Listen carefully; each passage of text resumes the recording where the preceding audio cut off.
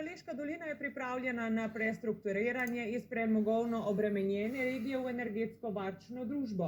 Velenjski urad za gospodarski razvoj in prestrukturiranje je namreč identificiral ključne projekte, ki bodo prinesli več tisoč delovnih mest po zaprtju premogovnika.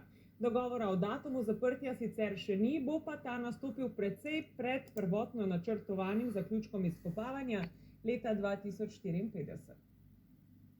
Naloga novega urada, kjer platno in škarje zdaj vihti donedavna direktorica uspešnega Saša inkubatorja Karla Siter, je pravzaprav ena: pridobivanje nepovratnih finančnih sredstev. 4 projekti so prednostni. Industrijski inkubator, center prihodnosti, poslovne cone Pesje in pa seveda tudi v okviru projekta Zlati grič, kjer pa želimo zagotoviti stanovanja za mlade talente in jih na tak način tudi zadržati. Opustitev pridobivanja elektrike s kurjenjem premoga prinaša pomemben izziv.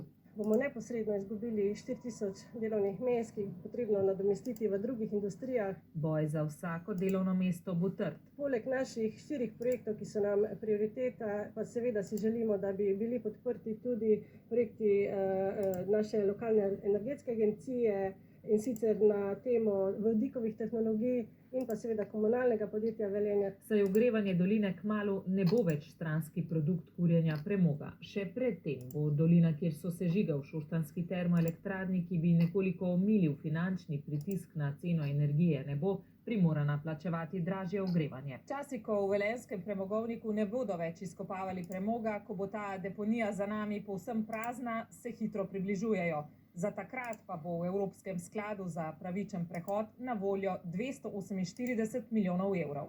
Na uradu pripravljajo tudi razpis, ki bo velenjska podjetja spodbudil 100 000 evrov težko injekcijo. Prireditelji enega izmed